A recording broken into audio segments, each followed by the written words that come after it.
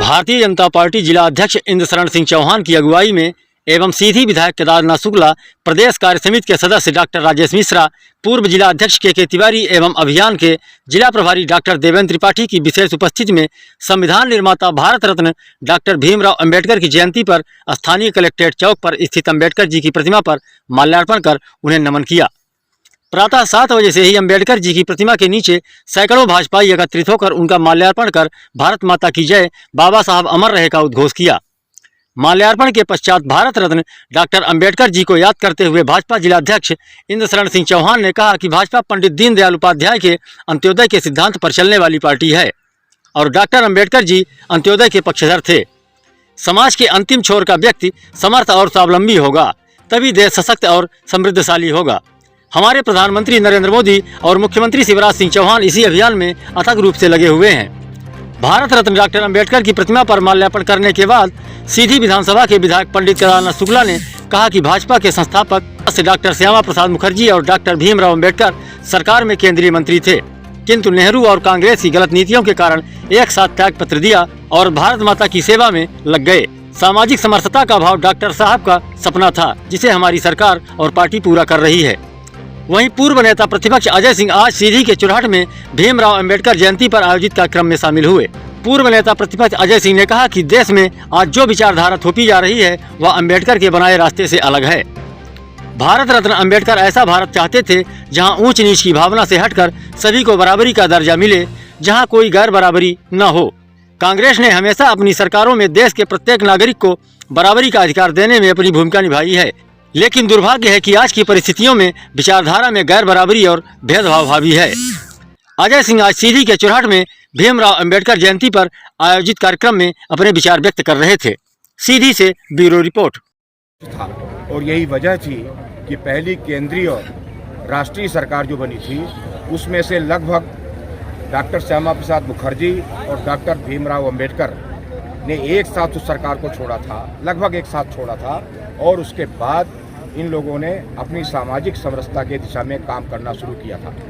इन्होंने दलित panthers party बनाई और डॉक्टर श्यामा प्रसाद मुखर्जी ने भारतीय जनसंघ की स्थापना की और इस तरह से लगभग दलित पैंथर्स पार्टी और भारतीय जनसंघ की स्थापना एक साथ ही लगभग। अम्बेडकर जी के विषय में अभी माननीय विधायक जी ने आप सबको बताया ही, लेकिन मैं इसमें थोड़ा सा और जोड़ना चाहूँगा कि बाबा साहब ऐसे पुरोधा हुए, ऐसे महामानव हुए जिन्होंने तय किया कि आर्थिक, राजनीतिक और सामाजिक बराबरी जब तक भारत में नहीं आती तो सच्चे अर्थों में आज़ादी नहीं आएगी। तो आर्थिक, राजनीतिक और सामाजिक बराबरी के लिए उन्होंने आरक्षण की 10 साल के लिए व्यवस्था भी की, जो लगातार आगे बढ़ रहा है। लेकिन जो पंडित दीनदयाल उपाध्याय जी का सपना था कि हम अंतिम छोर में जो व्यक्ति खड़ा है, अंत्योदय में खड़ा है, अंतिम पंक्ति में खड़ा है, उसको आगे बढ़ाने का कार्य करेंगे। यही काम डॉक्टर बाबा साहब ने किया, यही भारतीय जनता पार्टी कर रही है। हम दोनों का तादाद में है, दोनों की विचारधाराएं हम सबकी एक है। इसलिए बाबा साहब भीमराव अंबेडकर जी जो भारत रत्न है, हमने भारत रत्न से उनको सम्मानित किया है। उनकी जन्म जयंती पूरे सीधी जिले में 1036 बूथों में एक साथ मनाई जा रही है और हम उनको नमन कर रहे हैं जिन्हें भारत के लिए एक संविधान की रचना करके एक सुव्यवस्थित भारत का निर्माण करने में मदद की। अम्बेडकर जयंती के उपलक्ष्य भारत रत्न आदरणीय पूजनीय भीमराव जी अंबेडकर जी आज हम सब के बीच में इतने सालों से नहीं आए, लेकिन उनका भावना,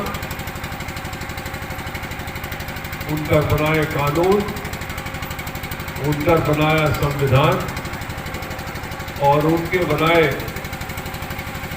वातन के पश्चिम में हम सब चले के कोशिश करें।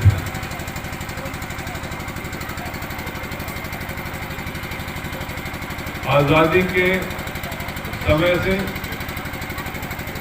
और जब देश के कानून संविधान के बना होकर पूर्ण रचना अम्बेडकर जी की जो आज खतरे में आजकल जो उनमें की सरकार चल रही है, जो उनमें विचारधारा है, वो अम्बेडकर जी के वादन से थोड़ा भिन्न हुई। यहाँ पर के सब जने अपने अपने स्तर पर महसूस करे थे।